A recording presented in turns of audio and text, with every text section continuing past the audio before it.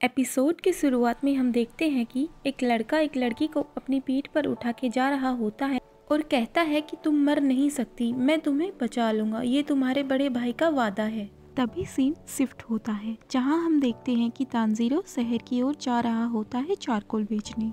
तभी उसकी माँ कहती है कि तुम्हें इतनी बर्फ में जाने की जरूरत नहीं है। तो तानजीरो कहता है कि न्यू ईयर आने वाला है और मैं चाहता हूँ कि हम सभी पेट भर खाना खाएं। बट तभी उसके भाई और बहन उसके साथ जाने की जिद करने लगते हैं, पर बाद में माँ और तानजीरो के समझाने पर वह मान जाते हैं। फिर तानजीरो शहर जाने के लिए निकल पड़ता है। बट रास्ते में उसकी बहन नेज़ुको मिलती है। वो कहती है कि वो छोटे भाई को सुला रही थी, नहीं तो वो बहुत रोता। अब तानजीरो शहर की ओर जाने लगता है। तानजीरो शहर पहुंचकर चारकोल बेचने लगता है। बट तभी हम देखते हैं कि एक लड़का एक औरत से बचते हुए तानजीरो के पास आता है और कहता है कि प्लीज तानजीरो, इसे सूंघकर बताना कि इसे किसने तोड़ा है। तभी तानजीरो उसे सूंघकर कहता है कि उससे बिल्ली की गंध आ रही है। फिर वो लड़का उस लेडी को कहता है कि मैंने तो पहले ही कहा था, मैंने वो प्लेट नहीं तोड़ी। अब हम देखते हैं कि रात हो जाती है और तानजीरो अपने घर की ओर निकल पड़ता है और तभी एक बूढ़ा आदमी तानजीरो को कहता है, इस टाइम तुम्हारा घर जाना सही नहीं है, तुम्हें घर के अंदर आ जाना चाहिए, इससे पहले कि राक्षस आ जाएं। तब तानजीरो घर के अंदर आ जाता है और खाना खाने लगता है और तानजीरो खाना खाते हुए उस बूढ़े आदमी से पूछता है कि राक्षस क्या होता है। राक्षस रात को आकर इंसानों को खाते हैं, इसीलिए तुम्हारा रात को बाहर घूमना ठीक नहीं, तुम सो जाओ और सुबह अपने घर चले जाना। अब तानजीरो अपने घर के लिए चल पड़ता है, लेकिन जब तानजीरो अपने घर के पास पहुंचता है तो उसे खून की स्मेल आने लगती है। तभी वो भागकर अपने घर के अंदर जाता है और देखता है कि उसके घर के सभी लोग मारे गए हैं। यह देखकर वो बहुत ज़्यादा डर जाता है और सोचने लगता है कि ये सब किसने किया। लेकिन तभी वो देखता है कि उसकी बहन नेज़ुको अभी जिंदा है। तभी तानजीरो उसे अपनी पीठ पर उठाकर हॉस्पिटल की तरफ भागने लगता है। भागते भागते वो काफ़ी थक जाता है और ठंड की वजह से उसका सांस लेना भी काफ़ी मुश्किल हो जाता है। पर तभी अचानक हम देखते हैं कि नेज़ुको राक्षस में बदलना शुरू हो जाती है और वो दोनों पहाड़ी से नीचे गिर जाते हैं, लेकिन बर्फ की वजह से वो दोनों बच जाते हैं। तभी तानजीरो देखता है कि नेज़ुको अपने पैरों पर खड़ी हुई है, तो तानजीरो उसे कहता है कि तुम्हें खड़े होने की जरूरत नहीं है, मैं उठाकर तुम्हें डॉक्टर के पास ले जाऊंगा।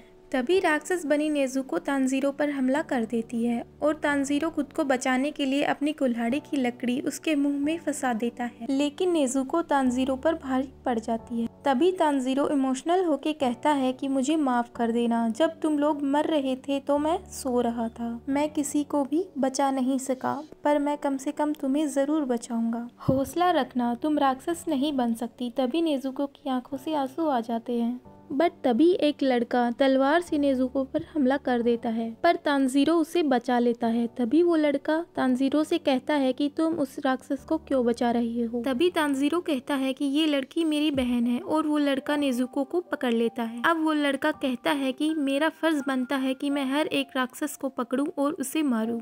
तभी तानजीरो कहता है कि नेज़ुको ने किसी को नहीं मारा, मुझे मेरे घर से अनजान गंध आ रही थी, मुझे लगता है कि मेरी फैमिली को उसी ने मारा है, मुझे नहीं पता मेरी बहन राक्षस कैसे बनी। तभी वो लड़का कहता है कि ये राक्षसों के खून के संपर्क में आई होगी, इसीलिए यह राक्षस बनी और इसी तरह ये राक्षस अपनी जनसंख्या बढ़ाते हैं। पर तब तानजीरो कहता है कि मेरी बहन ने किसी को नहीं मारा, उसे छोड़ दो। तभी वो लड़का कहता है कि तुम क्या मजाक कर रहे हो, अगर मैंने इसे छोड़ा तो ये तुम पर हमला कर देगी। बट तानजीरो कहता है कि ये मेरी बहन है, इसे पता है कि मैं इसका बड़ा भाई हूँ, ये मुझ पर हमला नहीं करेगी, मैं इसे ठीक करने का रास्ता ढूंढ लूंगा। तभी वो लड़का कहता है कि जब कोई इंसान एक बार राक्षस बन जाए तो उसे ठीक नहीं किया जा सकता, लेकिन तानजीरो कहता है कि प्लीज इसे छोड़ दो, मैं इसे ठीक करने का रास्ता ढूंढ लूंगा और उसके सामने गिड़गिड़ाने लगता। और वो लड़का कहता है कि तुम इसे ठीक नहीं कर सकते, अगर मैंने इसे छोड़ा तो तुम भी राक्षस बन जाओगे और वैसे भी तुम कमजोर हो। हाँ, शायद राक्षसों के पास तुम्हारी बहन को ठीक करने का रास्ता हो, पर वो नहीं करेंगे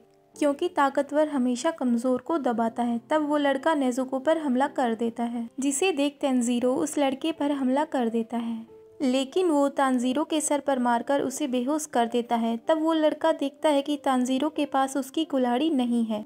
तभी तानजीरो की कुल्हाड़ी उसके पास से गुजरकर पेड़ पर लगती है और वो लड़का तानजीरो की चालाकी से इम्प्रेस हो जाता है। सोचता है कि कैसे तानजीरो ने उसे चकमा देकर उलझाए रखा, पर उसका असली प्लान तो कुछ और ही था। तभी नेजुको उस लड़के पर हमला कर देती है और तानजीरो की ओर जाने लगती है। पहले तो वो लड़का सोचता है कि नेजुको तानजीरो पर हमला करने वाली है, लेकिन अचानक वो उसे बचाने लगती है। अब एक तरफ नेजुको उस लड़के पर हमला कर रही होती है और दूसरी तरफ वो लड़का सोचता है कि ऐसा कैसे हो सकता है, ये बहुत ज़्यादा घायल है, इसे भूख भी बहुत लग रही होगी, लेकिन फिर भी ये अपने भाई को बचा रही है। तो वो लड़का सोचता है कि शायद ये बाकियों से अलग है और वो लड़का नेजुको को बेहोश कर देता है। तानजीरो उठता है और देखता है कि नेजुको उसके पास लेटी हुई होती है और वो लड़का कहता है कि तुम उठ गए, जाओ जल्द से जल्द माउंट सागिरी चले जाओ, वहाँ पर तुम्हें एक बूढ़ा आदमी मिलेगा जिसका नाम साकोंजी उरोकोडाकी होगा।